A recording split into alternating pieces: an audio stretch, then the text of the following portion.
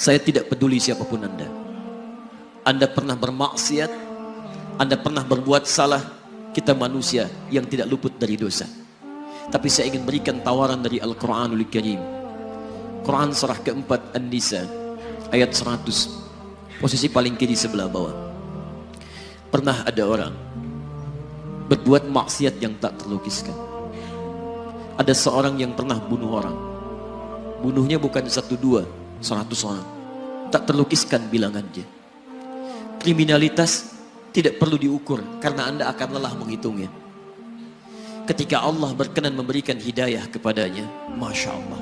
Dan hidayah selalu terbuka pada siapapun sepanjang ia mau mengambilnya sebelum nyawa sampai di kerongkongannya. Tiba-tiba datang ia pada seorang alim dan berkata, saya ingin berubah. Alim ini kemudian menyampaikan pada orang dimaksud, Anda bukan berarti tidak bisa menjadi orang baik. Hanya Anda tinggal di lingkungan yang tidak mendukung Anda jadi baik. Keluarlah dulu dari tempat itu. Pergilah ke majlis ilmu si fulan, tempatnya ada di sana. Datang ke sana, belajarlah, dan Allah akan bimbing Anda berubah dari keburukan menjadi orang yang terbaik. Didengarlah nasihat alim ini. Berangkatlah orang dimaksud, menempuh perjalanannya. Tiba-tiba Masya Allah, belum sampai ke tujuan, di pertengahan jalan, konon disebutkan lebih sejengkal, tiba-tiba maut datang menjemputnya. Thumma yudrikul maut. Apa yang terjadi? Langkahnya dihitung sebagai ibadah. Dalam terapnya dia beristighfar, tobat kepada Allah subhanahu wa ta'ala. Taubat yang menghadirkan cinta Allah subhanahu wa ta'ala. Quran surah kedua ayat 222 di ujung ayatnya. Innallaha yuhibbut tawwabin. Allah mencintai orang-orang taubat. Dan cinta Allah menghadirkan ampunan bagi seluruh dosanya. Quran surah ketiga Ali Imran ayat 31, paling kiri sebelah atas.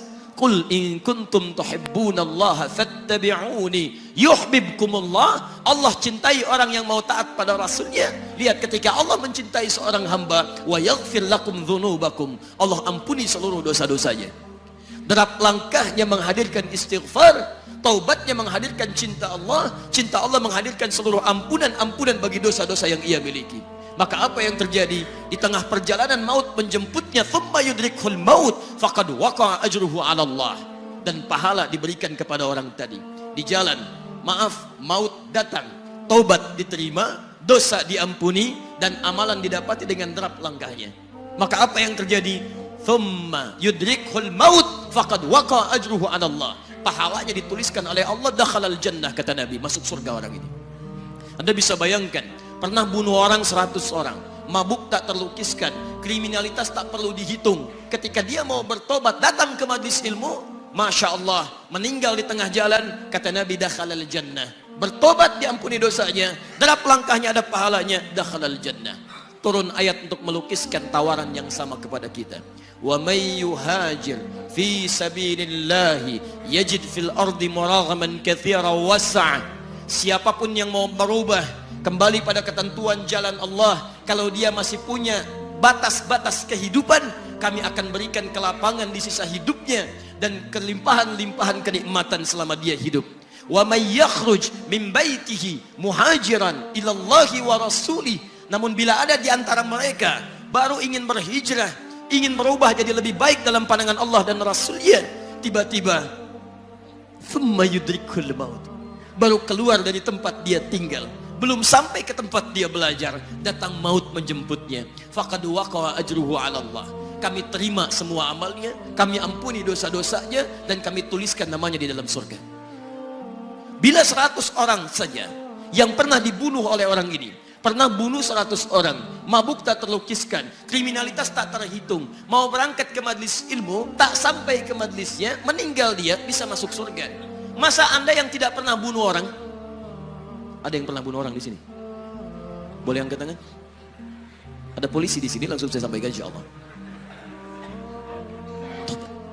Anda gak pernah bunuh orang, Anda tidak pernah mabuk, Anda tidak pernah berbuat kriminalitas seperti orang dulu. Salah, wajar, tapi pintu tobat terbuka untuk kita semua. Masya Allah, bedanya dengan orang tadi belum sampai ke majlis ilmu, Anda sudah hadir di dalamnya, langsung di rumah Allah, diberikan tempat yang terbaik, dan kita akan belajar. Kalau dengan semua ini belum mempermudah Anda ke surga, dengan cara apa lagi Allah mesti mengantarkan Anda ke surga? Kalau dengan duduknya Anda di sini belum mau juga bertobat, dengan cara apa lagi Allah harus membimbing Anda bertobat? Kalau dengan seperti ini belum juga Anda taat kepada Rasul, dengan cara apa lagi Allah mesti meyakinkan Anda untuk taat kepada Rasulullah SAW? Karena itu teman-teman sekalian, mari kita pelajari ilmunya, dan dengan ilmu itu akan membimbing kita insya Allah kembali kepada Allah sampai mengajak keluarga kita ke surga insya Allah.